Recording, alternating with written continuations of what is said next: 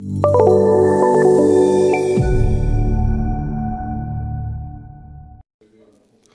guys, Jeremy Winston here from Thinkaholics. We're at French Touch Dreamin' in Paris, France. I'm here with Jean-Michel and Laura Diaz, the guys who are behind running French Touch. So, Jean-Michel, what can you tell everybody about what got you interested in wanting to throw this and how it came to be?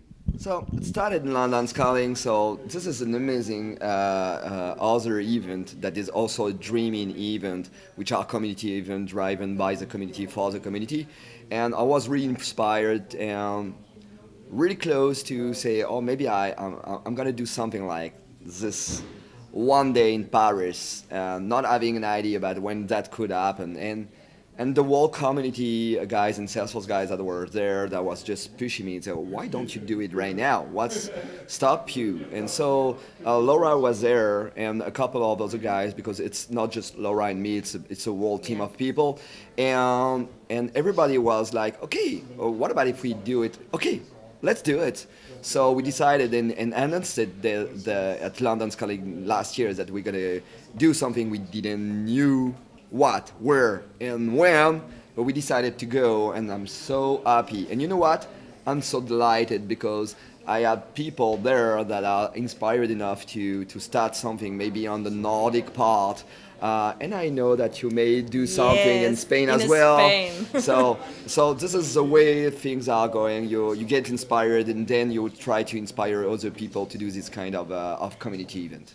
And how many months ago was that when you decided to start? Oh, London Calling was something like it in February. Yeah, so short. Yeah, it probably took a lot to put together, right, in such a short period of time. Yes, definitely. But it was a kind of work. All the core team, we worked really a lot together, and it was really nice.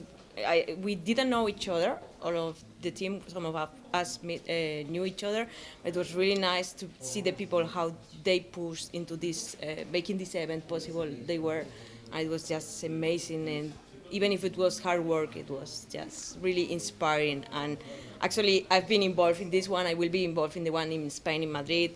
And every time somebody tells me, I say, it was such a nice experience. I want to do everything I can. And so did you guys meet your targets on, amount of attendees and vendors and things like that? Yeah, so we had two ideas. The first one was to raise enough money to be able to have the cash flow necessary to make a good event next year, and to redistribute this cash flow as soon as we can, so as soon as we get the first sponsors, to a non-profit.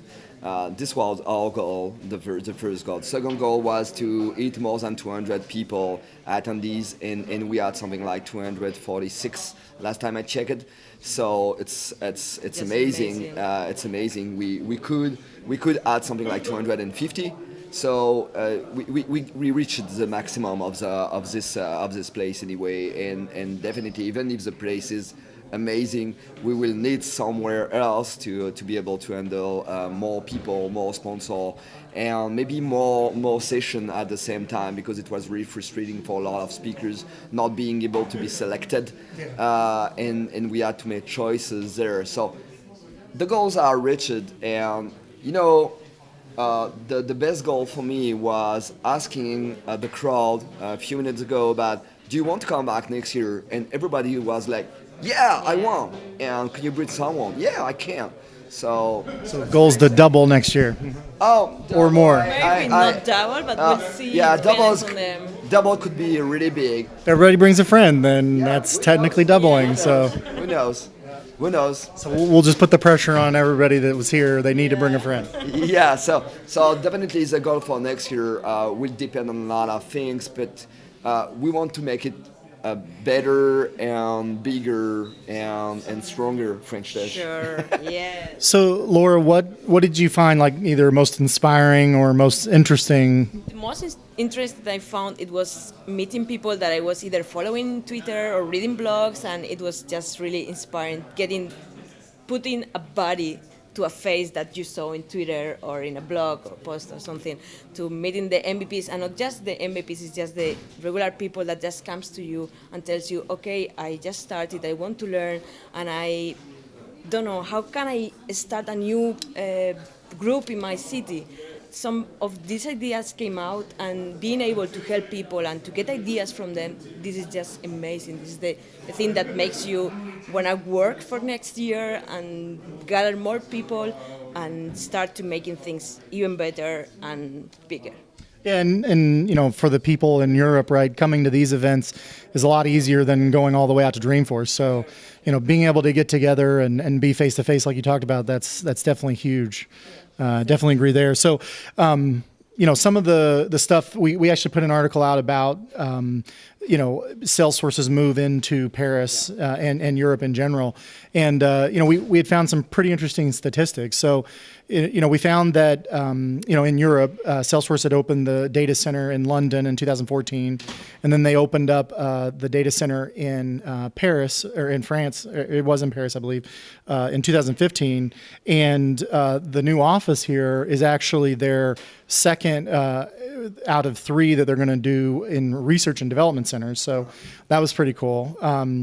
We also found that they're targeting bringing 20,000 jobs to Paris here. So, what are you guys, what are you experiencing here in terms of the growth in Europe and Paris specifically? I think that the first thing that you have to take into account is not only Salesforce, but the whole ecosystem around, which start to be bigger and bigger. And what we see right now, and that's interesting, there is more project than what the ecosystem can really face right now. So I feel like a lot of companies gonna get that and educate more people to be able to find the right resources to do this kind of thing. Before that, they try just to recruit them. And no, recruiting a Salesforce guy is awful everywhere in the world. So they try to educate people, and we are the part of this kind of thing. We do our part in the community to bring people from outside to this ecosystem. So I think that the ecosystem gonna be bigger and bigger, and with the French tech and everything that we have around France, and the Europe friendship that we see, and it was especially there. It was something like 13 different countries here today. So it was not just France, it was an European event, and it was just... Yeah, I love to say really that yes. French Touch Dreaming is a French event for the European community, and it was exactly that. So all the numbers you said are working for Paris, and Paris start to be another center. Maybe the Brexit helps even more to have this kind of feeling. I know that London can lose some kind of sexy side about techies and stuff like that, and I know that Paris, on the other ways, on the other trend, there is All Fraissinet, which is going to open, which is going to be the biggest startup place, I think in Europe, maybe in the world. It's so huge, so big, you have to visit that. And this is exactly the spirit about what we've seen in Paris around. And I think that the ecosystem is reflecting this kind of dynamic. And I'm pretty sure that in Al Fraissinet, even if it's for French startup, it's going to be a lot of European guys there, not only French. Makes sense. So, one of the interesting things that I saw, kind of going back to what you're talking about, is people getting exposed and learning Salesforce. So, I got to meet several guys or several people here that were not Salesforce developers yet, but they were coming here to learn more, and kind of get exposed to it. So, definitely exciting stuff. Have you guys had a chance to see the actual Salesforce office yet?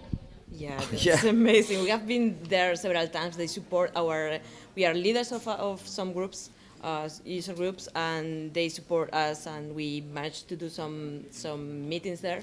And it's just amazing. You have this view of the Eiffel Tower, and every area where you have the sparkling thing, and everybody, so you kind of lose the attention of the people for 2 minutes, but it's just really, it's worth it to lose this attention and have this beautiful office that really inspires you to say, okay, this place is really cool. So. That's why we don't have a Salesforce tower, because there is an Eiffel tower just next to it. Yeah. That's why. All right, so definitely appreciate you guys doing this. We've really enjoyed it. We'll be back next year, and yeah. This is French Touch Dreaming. You have to follow that on Twitter. It's a big thing. So it was FT Dreaming, right? And you, Yeah, FT Dreaming, and this is the hashtag French Touch Dreaming. We got trend on Twitter on 6th position in France nice. today, so it's amazing. Definitely. All right, guys. Well, thanks so much for your time. Thank you for Thank you. Bye.